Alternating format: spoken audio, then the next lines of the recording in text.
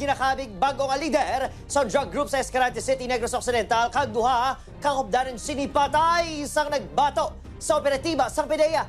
Nakatutok Aileen Pedreso. Gintingwaan nga inegosyar sang katapos sang PDEA NIR, kapulisan kag militar ang 24 anyos nga si Joseph Bindoy sang ginserbihan sang warrant of arrest ango sa illegal nga droga apang ginapahayag ginpalukpan sini ang mga otoridad. Napatay si sospek nga nakaangkon sa patal nga mga igo sa lawas.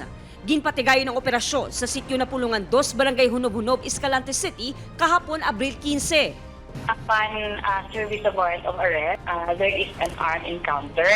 Kaya nag-retaliate ni ang suspect, exchange of gunfire, and then napatay siya. Subject na ni siya sang PNP before, dahil kaya nakapalagyo siya. Samtang ginapatigayon ng clearing operation sa lugar, hinali nga nagpalupok sa pusil ang duha ka persona nga ginapatihan runner kag bodyguard ni Bindoy nga sanday alias Piolo kag Roy. Rason nga natiruhan sang kapulisan kag napatay man.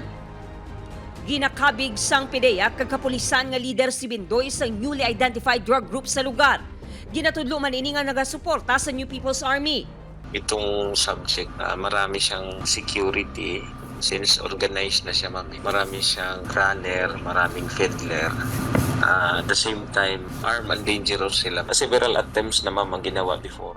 13 ka sachets ng suspected shabu, isa ka M16 rifle, duha ka caliber 45 pistol, kag mga bala ang na-recover kay Bindoy kag mga kaupdanan sini. Gina-verify pa sang kapulisan ang impormasyon nga may isa pa kaupod si Bindoy nga napilasan. Aileen Pedreso, 1 Western Visayas.